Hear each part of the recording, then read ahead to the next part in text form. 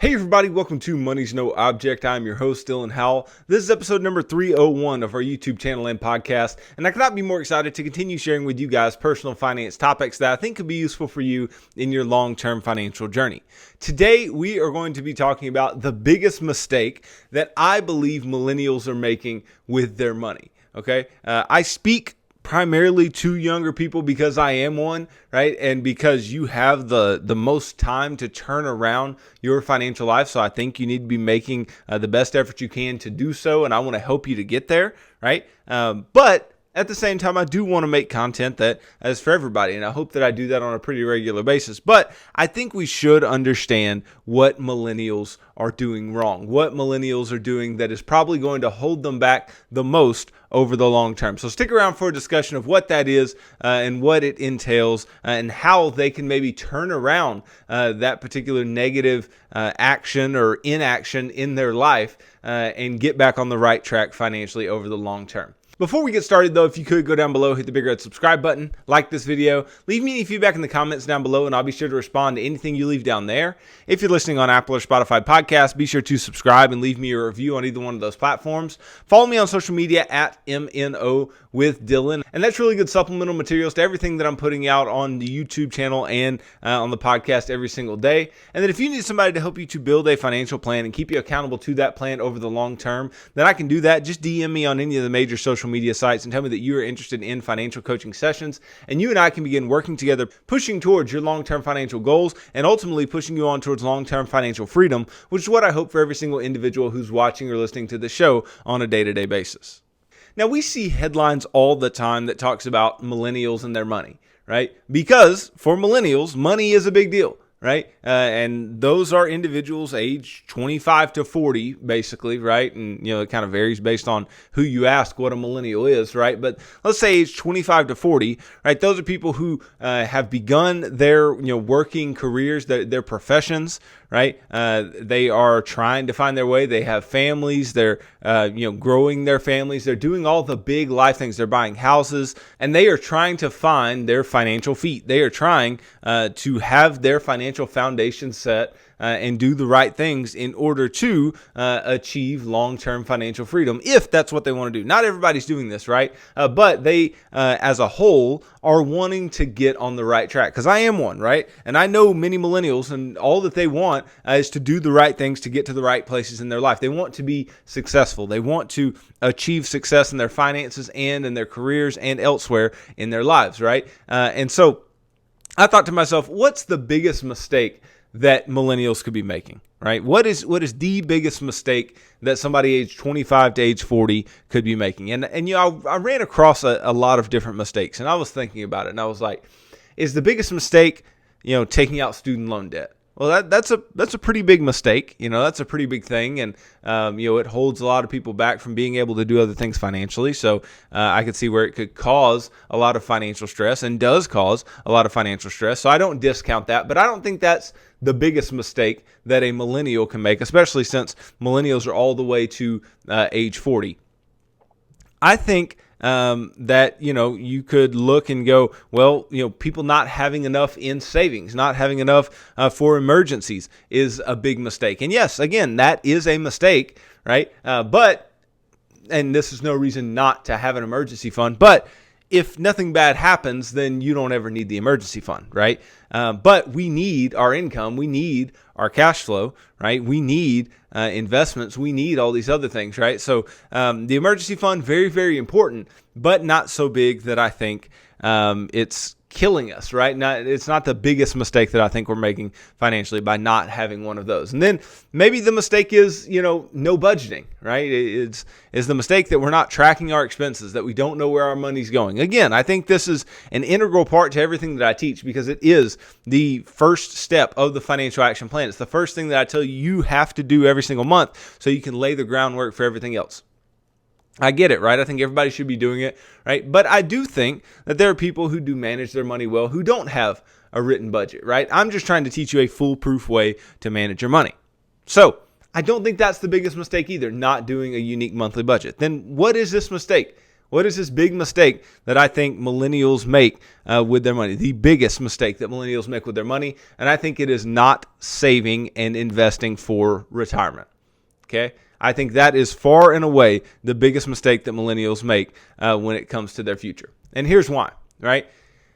I've seen plenty of people who have debt, and even though that debt is a strain on their cash flow, even though that debt is keeping them from having more money, right? They don't do bad with the debt that they have, right? They have car payments or they have student loans or whatever, and they just get by. They are doing fine. They're doing okay. Maybe they have a little extra money at the end of the month. They would have way more if they had no debt, right? But some individuals get by just okay, just living paycheck to paycheck with some debt on their household balance sheet. And so I don't think that, that is absolutely killing all millennials. I don't think that is always a make or break. Now, it's a make or break for many, many people. And I think it should be very serious to us. It should be a very serious thing to get our debt paid off. It should be a priority to pay your debt off, be debt free, and have cash flow in order to do the things that you want to do financially, right? I think that's very, very true. I also think there are people who don't have big emergency funds, and not having the proper size emergency fund or an emergency fund at all can absolutely bite you in the butt. But like I said a moment ago, right, if emergencies don't occur, if you're lucky, right, and you go a long time without an emergency, then not having an emergency fund doesn't absolutely kill you, right? Even though it can be a big deal. Right? It doesn't have to be in all cases, okay? But again, I would not roll the dice on that. We need emergency funds. We need to have emergency savings set aside. But I think when it comes to our investing, right? I think when it comes to putting money away for the future, if you are not doing it, you are actively stealing from your future self, okay? Period. I mean, this is period, okay? If you are not, as a millennial, investing for your future, you are actively stealing from your future self. All right. And you may say, well, Dylan, my parents didn't have to invest this much, or my grandparents didn't have to invest this much, or they didn't make this a priority. Well, your parents and grandparents lived in a different time, right? Your parents and grandparents lived in a time, and you can see it still in them today, that, pensions were a much bigger part of the financial system. Social Security was seen as something that was going to be able to sustain them over a long period of time in retirement. It was seen as more of a retirement plan than it is now, right? You were seeing a lot of big lump sums being given as severance pay back in the day, which there's still severance pay, but not in the way it used to be, for all intents and purposes. But what they didn't have to do is what you have to do, right?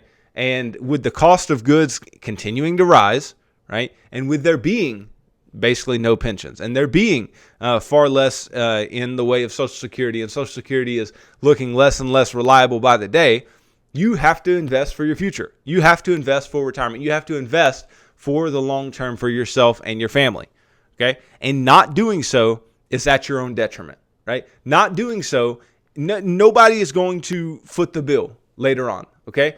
Not doing so is literally going to put you in one of two places. It's literally going to put you in a place where you are living on debt, basically, just to maintain a lifestyle later on, or you are working forever, right? You're just, having to work until you're, in your 80s. And trust me, there will be some individuals who they end up having to work really, really late into their life, even more so in our generation, because if you are not investing for your future, I mean, people are living longer than they used to. We need the money, right? We need money to live on, and not having it means you have to work, right? There is no alternative. Otherwise, you take out a bunch of debt, or you just rely on the government, and what the government gives you is not going to be sufficient to live out a comfortable retirement, right? It's just not. So the biggest mistake that we can make is not saving for retirement, okay? It's not saving for retirement. Saving for retirement is something that when you're in your 20s seems like a lifetime away. I understand, right? It seems very difficult to wrap your mind around the need to put away large amounts of money now for 40 years from now, right? I get that, okay? But again, not doing so is stealing from your future self, all right? we have to make the choice to sacrifice today. If we do not make the choice to sacrifice today, then we are going to have to sacrifice all the more later on when we didn't do the work up front. We didn't do what we needed to do up front. And the problem with a lot of this is because compared to our parents and grandparents and great-grandparents and all these things, right, they weren't given this option, right? There was no big option as to, you can save for retirement or not save for retirement, but that's up to you. Right? We're going to leave that up to you. But that's what's been left to millennials is that, hey, it's up to you. Go figure it out. Right? And the fact that that is the case means that we actually have to figure it out. We have to take responsibility for this. We're the first generation that, from basically A to Z has to take responsibility for this for ourselves. Right? And again, not doing so is going to be to our own peril. It's going to be, hurting us. It's not going to benefit anyone. Right? If anything, it's going to hurt society as well because you're going to have to rely on the government, which relies on societal taxes, right, to pay for your living when you're older, right? And that's not going to be a comfortable living. So I'll jump off of my soapbox for a moment, right? Those are the reasons why saving for retirement is so important, right? But why are millennials not doing it? Right? Far and away, we are just not saving enough for retirement, investing enough for retirement. Why are we not doing it? Well, some of the root causes are the fact that we do have a lot of debt, right? And we have student loan debt, right? Student loan debt is keeping us from moving out of parents' houses. It's keeping us from buying our own home. It's keeping us from buying cars. It's keeping us from doing all different types of things, saving money, and ultimately investing for retirement. And when we do not have money to invest for retirement because all of our money is going out of the door in debt payments, then that's a problem, right? So we have to clean up that mess first. That's why in the financial action plan, I tell you to do so, right? We have to clean up that mess first before we can get to really aggressively, actively investing, okay? But we do need to get to aggressively, actively investing. That does need to be on our radar, right? If you don't have debt, right? If you're not deeply in debt, if you do have some savings, right, then your money needs to basically be going towards three different places. And again, this is the financial balance that I've talked about many, many times on the show, right? You can either spend that money, right? You can give that money, or you can invest that money. And you should be doing all three at all times in differing proportions based on where you're at in the financial action plan. You should be doing all three. You should be giving, you should be spending, but you absolutely should be investing your money for your future and doing so in a large enough amount in order to make a difference in your future, in order to make a difference in your financial life, right? Because a lot of people, they want to invest and they start investing, but they're investing such small amounts, it's not going to get you to where you need to be.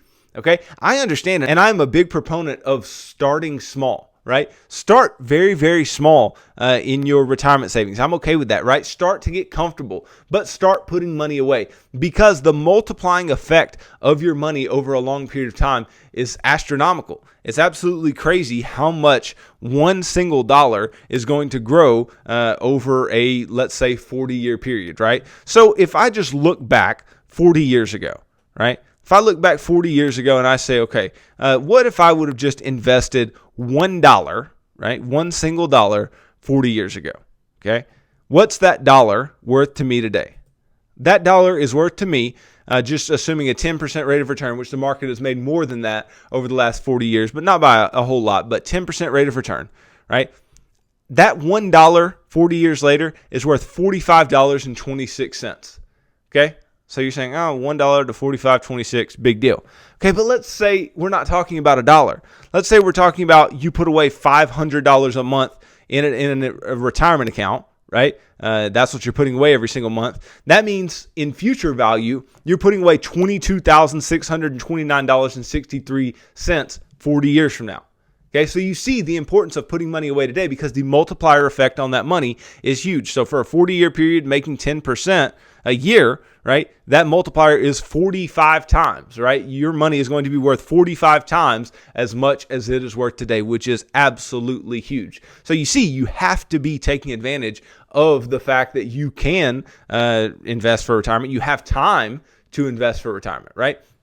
But again, millennials make the argument, I don't make enough money, right? I don't have enough money to do this. And they use debt as the scapegoat. And sometimes debt is the problem. Again, like I said, student loans can be a huge deal. Your car debt can be a big deal. Your credit cards, all these different things can be big deals and keep you from investing, right? But I think even bigger than that is our unwillingness to actually track what we're doing. So like I said earlier, budgeting, though extremely important, I don't think it's our biggest mistake that we're not doing it. Right? But if we do not budget, then we don't know where our money's going. And if you don't know where your money's going, right, then you're going to be wondering where it went. So you have to make sure that you have a unique monthly budget that tells your money where to go, and that can also tell you where to invest and how much you can invest in different places. Because if you don't do that, you'll always feel like you don't have money. You always feel like you don't have enough to invest for the future, and that's not what we want. We want you to have enough. We want you to have the money to invest, and many of you do. You just aren't willing to sacrifice enough. Right? And I'm talking about sacrifice. I'm not talking about living on nothing. I'm not talking about being a bare bones budget, absolutely nothing going on in your life. That's not what I'm saying in all cases when I'm talking about sacrifice. When I'm talking about sacrifice, I'm talking about the willingness to give up something today for something tomorrow. And the problem is that many of us young people are not willing to do that. We are an instant gratification society. We want things now, right? We want everything now. That's why we have apps like DoorDash on our phone. That's why we use our credit cards the way that we do. That's why we're willing to go into debt, because we want it now. Okay? And it's fine to want things now, but to actually act on it and purchase things now that you cannot afford now can be absolutely problematic over a long period of time, because you're going to rack up a lot of debt. You're going to rack up a lot of burden on your back. And ultimately, you're not going to be able to do the things that you need to do later on down the line, like investing for retirement. Now, somebody may ask me, well, Dylan, if you think investing for retirement is such a big problem, right, and it's our biggest mistake that we're not doing it, then why does it fall so deep into the financial action plan? It's a great question, right?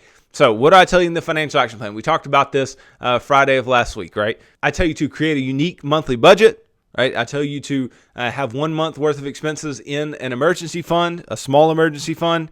Then I tell you to take the employer match. So that's investing if you have it available to you. If you have a 401k, 403b, other types of employer-sponsored retirement accounts that offer a match, take advantage of that match, just up to the match, no more, no less, right? And then move to paying off all consumer debt other than your mortgage, build up a fully funded emergency fund of 4 to 6 months worth of household expenses. Then I tell you, invest at least 15% of your income for your future, right? So that's your future, your kids' futures, right? That's retirement, that's your kids' college, that's all these different things, right? So why do I wait? Why do I wait so long until the sixth part of the financial action plan to tell you to invest aggressively?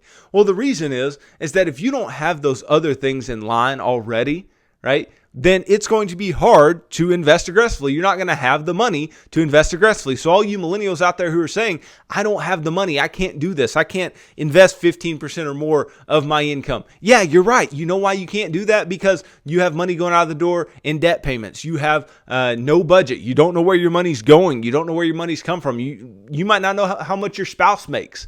Right? You're sitting there, you don't have an emergency fund. Emergencies are hitting you left and right. Things are occurring. You aren't paying for them in cash, right? There are all these problems that lead to you not having money. And then when you don't have money, then obviously, yes, you can't invest, right? So you have to clean up those things, build up your, what I call financial foundation. And then once you do that, then ultimately you can begin to invest aggressively, right? So those things, yes, can be sources of stress, and they can be sources of problem when it comes to investing. But the fact that we are not getting to investing and not getting to it in a serious way is a big problem, okay? If you're 25 years old, right? You're 25 years old, you want to retire a millionaire at age 65, and we're assuming you make 10% per year on your money, right? That's going to require that you put away $158 a month, which is not a ton, right? And for most people is not 15% of their income, right?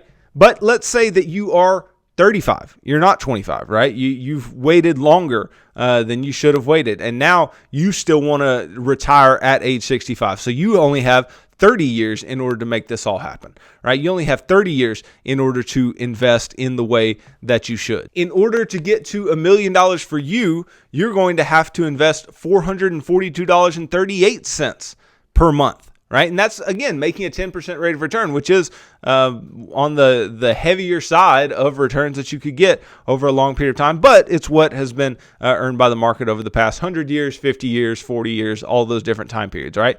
But then let's say you're 40. Right. And you want to retire by 65. Right. You want to retire at age 65. So that's 25 years in the future. And you want to have just $1 million. Again, $1 million is not a ton when you have to live on it for the next, 20, 25, 30 years of your life after you retire, right? But just in order to get to $1 million, you have to invest $753.67 per month in order to get to the $1 million number, right? So you see that the earlier you start, the bigger this is going to be for you, right? The earlier you start, you are going to have to invest a lot less than somebody who waits later in order to get to the exact same point, right? If you wait until you're 40, right, $753 a month, right? Now, I'm not saying that everybody shouldn't be putting away $753 a month, because I think that's fantastic. That's what, should be happening for a lot of people, right? But what I'm getting at is to put away $753 a month to get to $1 million by age 65 versus only putting away $158 a month if you are starting at age 25, right? That's a big difference. That's almost $600 a month difference, okay? Which can really strain your cash flow over a long period of time, and then you only end up in the exact same place as this other person, right? But regardless of where you're at, you need to clean up your financial life and get to the point where you can start aggressively investing and then doing so in a big way. If you are starting later, you may have to do a substantial amount more than 15% of your income. If you're starting really early, 15% of your income might be fantastic, because starting at age 25, let's say, you make $60,000 a year, right? If you make $60,000 a year, that's $9,000 a year that is going into your retirement accounts, or whatever it is for your future, right? And that's going to end up being $750 a month. Now, if you invested $750 a month, made 10% over the next 40 years, right? So that's $750 a month, I said, and you started with nothing, you would have $4.743 million when you turn 65 years old. So you can see how starting early and putting away 15% of your income is absolutely huge. It can do a lot for you, right? But again, if we wait longer, right? If we wait and we say, okay, well, what about, if I started at, 35? Well, then the exact same amount invested, right? The exact same amount per month you'd be investing, but you're investing for 10 fewer years, right? Instead of $4.7 million, you would have $1.695 million. And then if you waited until age 40, you would be just shy of $1 million, putting away that $750 a month, right? So you see, it's so huge to start early. It's so huge to get this going, because if you can get this going, you can build up a substantial nest egg. And ultimately, at the minimum, what I want for you is to get into retirement and be able to live at least the same lifestyle that you're living while you're working, right? Which by itself can be a difficult endeavor if you're just relying on your nest egg to create retirement income for you, which again, many of us are going to have to do, right? So you have that in the first place, just trying to be at the baseline. But how many of us just want to live a baseline retirement, right? Not me, right? I want to enjoy retirement, go places, have fun, right? Do all the things you always wanted to do when you weren't having to work anymore, right? Travel, do all those things, right? Well, that's going to require a lot more money. That's going to require a lot more in the way of your nest egg. So that means that's going to require some more sacrifice today. But the good news is that, like I said earlier, if you wanted $22,000 later on, right, 40 years from now, you're age 25, right, and you want $22,000 in retirement to go on a trip or do something big and fun and with your family or whatever, right, just put away $500. Just invest $500. That's what's going to get you to that point. Right? So it's very easy. You can do the math, but as you wait, that math gets distorted because money grows on an exponential curve, right? And as long as you start late, your exponential curve is not going to get to that point where it's going parabolic just yet, right? It's going to be still moving in a very slow pace upward because I've talked about this many times. 10% of $1,000 is just $100, right? But 10% of $1 million is $100,000. So making the exact same return as somebody with a lot more money than you, they're going to make a lot more money than you, right? And then they're going to continue to compound a lot more money and continue to grow their money, quote unquote, faster because they're higher up on that exponential graph that you look at when you're talking about the growth of money.